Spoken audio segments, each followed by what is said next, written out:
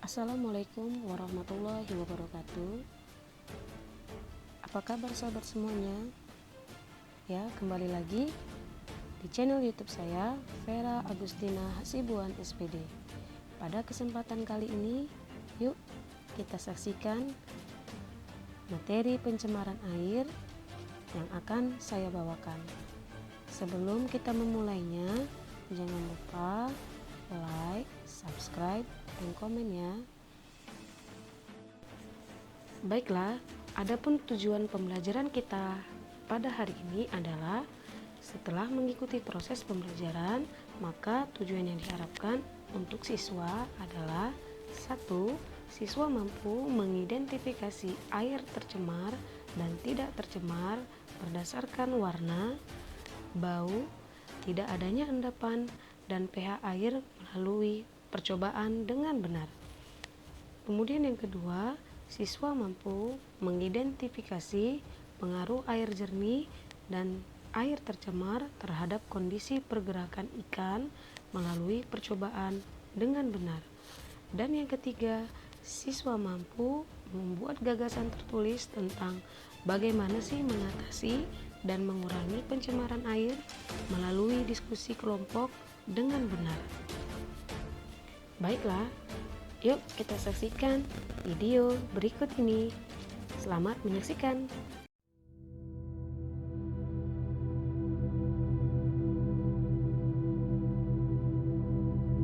Dalam kehidupan sehari-hari, makhluk hidup selalu membutuhkan air, termasuk manusia. Kita sangat membutuhkan air bersih untuk berbagai kegiatan, antara lain minum, mandi, mencuci, bahkan memasak. Salah satu ciri air bersih adalah tidak tercemar. Lalu bagaimana untuk mengetahui bahwa air dikatakan tercemar ataupun tidak tercemar? Untuk lebih jelasnya kita simak video berikut ini.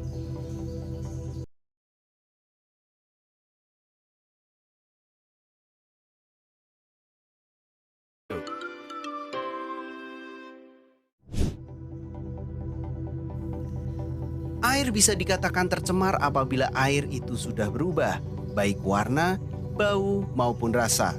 Sesuai dengan hasil beberapa penelitian ilmuwan, air yang tercemar memiliki keasaman yang berbeda dengan air yang tidak tercemar. Asal dari pencemaran air itu berasal dari beberapa polutan, misalnya makhluk hidup, zat, energi, atau komponen lain yang ada di dalam air. Akibatnya kualitas air sampai ke tingkat tertentu yang menyebabkan air tidak berfungsi secara normal atau tidak bisa dimanfaatkan secara sebagaimana mestinya. Air sangat rentan terhadap polusi. Hal ini dikarenakan air sebagai pelarut universal, sebab mampu melarutkan lebih banyak zat daripada cairan lain di bumi ini. Nah, pencemaran air mengakibatkan krisis air tawar, mengancam berbagai sumber-sumber air minum dan kebutuhan penting lainnya, tentunya bagi manusia dan makhluk hidup yang lain. Jadi kita tahu ya bahwa polusi air itu merupakan polusi akibat dari pelepasan zat, itu bisa ke dalam air tanah ataupun ke danau, sungai, muara ataupun lautan, dan di titik di mana zat itu mengganggu penggunaan air yang bermanfaat untuk ekosistem. Menurut sumbernya, pencemaran air dapat dikategorikan menjadi dua jenis, yaitu sumber langsung dan sumber tidak langsung. Sumber langsung adalah pencemaran air yang secara langsung, jadi melepaskan polutan yang berupa limbah atau produk samping berbahaya ke dalam air tanpa ada pengolahan. Bisa misalnya dari limbah pabrik atau misalnya ada kilang-kilang minyak. Nah, yang kedua ada sumber tidak langsung. Sumber tidak langsung yaitu polutan atau bahan pencemar yang masuk ke dalam air itu melalui air tanah. Melalui dan terjadi misalnya ada di atmosfer yang ada yang namanya hujan asap.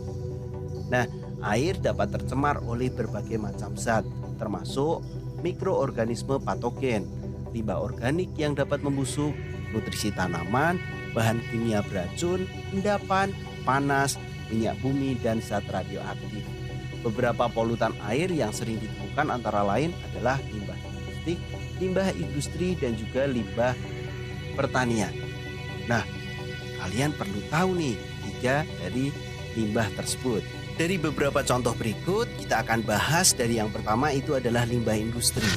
Air limbah dari pengolahan industri ini cenderung mengandung zat yang berbahaya. Biasanya industri dari pabrik tekstil atau pabrik kertas itu paling banyak menjadi polutan. Jenis limbah dari kedua pabrik ini memiliki bau yang tidak sedap. Limbah ini disebut dengan limbah organik. Lain halnya misalnya dari limbah pabrik baja atau pabrik cat. Limbah dari jenis pabrik ini berupa cairan panas, berbusa, mengandung asam belerang, dan bau yang menyengat juga. Dan limbah yang ini disebut limbah anorganik. Itu dari limbah industri ya, skala besar. Nah, selanjutnya ada limbah rumah tangga. Namanya juga limbah rumah tangga, ya asalnya pasti dari kegiatan perumahan, seperti rumah tangga, pasar, perkantoran, rumah makan, ataupun sisa puing-puing bangunan misalnya. Limbah rumah tangga juga terbagi menjadi organik, anorganik, ataupun bahan-bahan berbahaya. Nah, yang ketiga nih, limbah pertanian. Jangan kamu pikir sektor pertanian itu nggak menyumbang limbah loh ya. Sektor ini adalah faktor penyebab limbah, yakni penggunaan pupuk dan bahan kimia. Ya, misalnya insektisida. Bahan kimia tersebut memang berfungsi untuk pembasmi hama. Namun, namanya berbahan dasar dari obat-obatan, pasti ada efek samping untuk kesehatan. Kamu tahu nggak efek dari terpaparnya insektisida yang berlebihan? Bisa menyebabkan pertumbuhan kelenjar tiroid yang meningkat loh. Itu di sektor kesehatan. Pasti masih ada dampak-dampak yang lain. Nah, kita perlu tahu dampak dari pencemaran air. Polusi air dapat menimbulkan berbagai dampak negatif tidak hanya pada manusia, tetapi juga pada lingkungannya. Terdapat beberapa dampak pencemaran air, antara lain penyakit pada manusia, kerusakan ekosistem, eutrofikasi, bahkan gangguan rantai makanan. Yang pertama adalah penyakit pada manusia. Minum atau mengkonsumsi air yang tercemar akan berakibat buruk pada kesehatan. Air yang tercemar dapat menyebabkan penyakit seperti tifus, kolera, hepatitis, bahkan berbagai penyakit lainnya. Yang kedua adalah kerusakan ekosistem yang sangat dinamis. Merespon perubahan lingkungan, bahkan yang sekecil apapun, polusi dapat menyebabkan seluruh ekosistem rusak jika dibiarkan tidak terkendali. Nah, yang ketiga ada istilah baru nih, eutrofikasi. Nah, di sini masuknya bahan kimia dalam badan air yang mendorong pertumbuhan alga atau gangga. Ini pasti akibat dari sektor pertanian tadi. Alga ini merupakan lapisan di atas kolam atau danau, lalu mengurangi oksigen dalam badan air. Akibatnya kehidupan perairan akan terdampak dengan berkurangnya kadar oksigen. Yang keempat adalah gangguan rantai makanan. Polusi air menyebabkan dampak negatif pada rantai makanan. Gangguan pada rantai makanan terjadi ketika racun dan polutan dalam air dikonsumsi oleh hewan air, kemudian dikonsumsi oleh konsumen selanjutnya, hewan selanjutnya, ataupun dikonsumsi oleh manusia. Ini menyebabkan penyakit juga. Nah, lalu bagaimana pencegahan pencemaran air? Cara terbaik untuk pencegahan pencemaran air dalam skala besar adalah dengan mencoba dan mengurangi efek berbahaya. Ada pula perubahan kecil yang bisa kita lakukan sebagai manusia untuk melindungi diri dari kemungkinan kelangkaan pasokan air bersih di masa depan. Beberapa upaya yang bisa dilakukan untuk mencegah pencemaran air antara lain yang pertama adalah hemat air. Pemborosan air itu merupakan masalah utama di dunia. Manusia baru menyadari permasalahan ini ketika nanti pasokan air itu menipis. Perubahan kecil berupa hemat air yang dapat dilakukan oleh manusia diyakini akan membuat sebuah perbedaan yang besar. Dan nanti tentunya akan mengurangi pencemaran air. Yang kedua adalah pengolahan limbah yang lebih baik. Mengolah limbah industri sebelum membuangnya ke badan air, ke saluran air, itu bisa membantu mengurangi polusi air dalam skala yang besar. Pertanian atau industri lain dapat menggunakan kembali air limbah ini dengan mengurangi kandungan racunnya tentunya. Yang ketiga adalah menggunakan produk ramah lingkungan. Penggunaan produk ramah lingkungan maksudnya dengan menggunakan produk yang mudah larut, yang tidak terus menjadi polutan.